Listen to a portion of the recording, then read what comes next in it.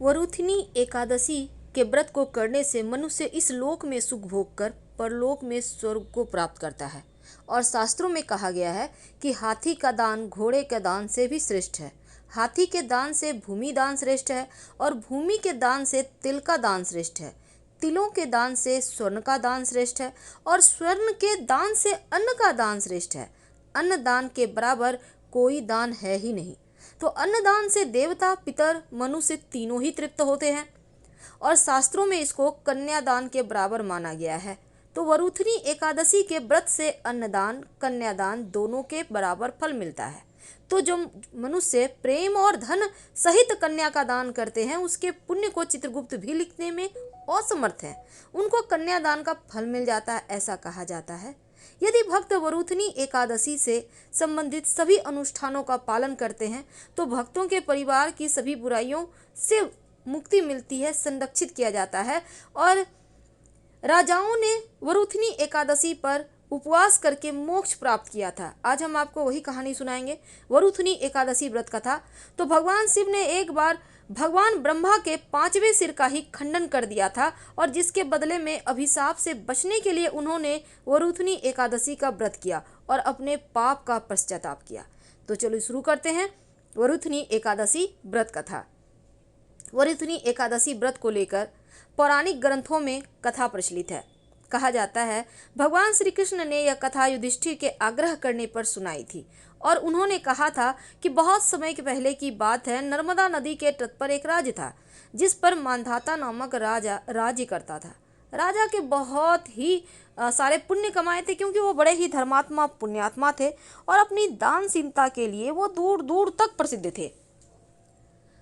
वे तपस्वी भी थे और भगवान श्री हरि विष्णु के उपासक भी थे।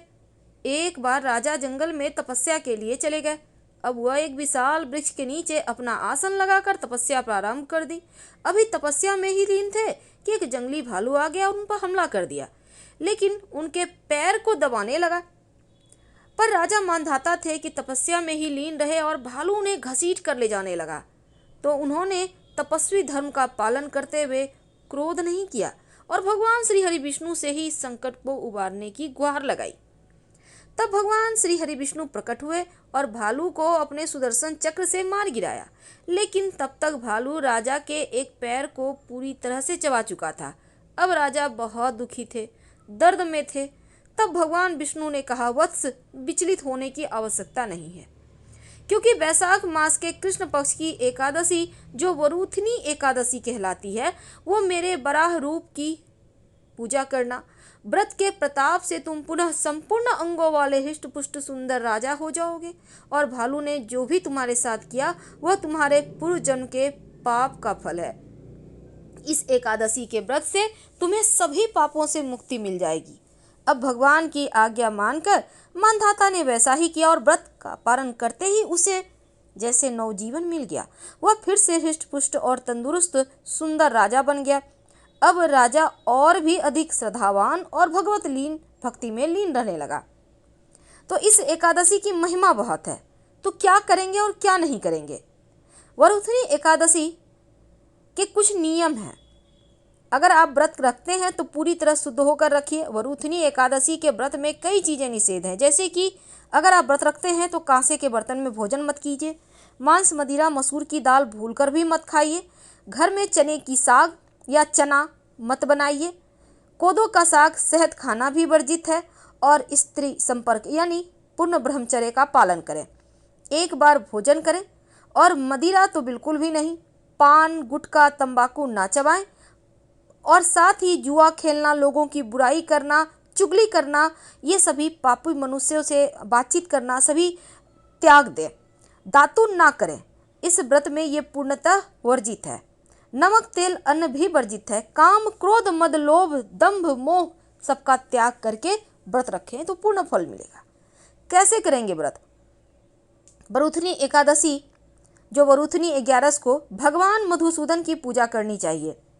इस दिन भगवान श्री हरि यानी विष्णु के वराह अवतार की पूजा की जाती है, और एकादशी का व्रत रखने के लिए दशमी के तिथि से ही व्रतों का नियम का पालन करना चाहिए।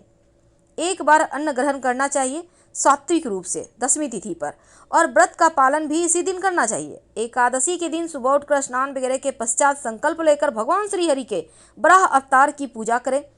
साथ ही व्रत कथा भी सुने या फिर आप पढ़ें। रात में भगवान के नाम का जागरण करना, और द्वादशी के दिन किसी विद्वान ब्राह्मण या गरीब व्यक्ति को भोजन करवाएं, दान दक्षिणा देकर व्रत का पालन करें।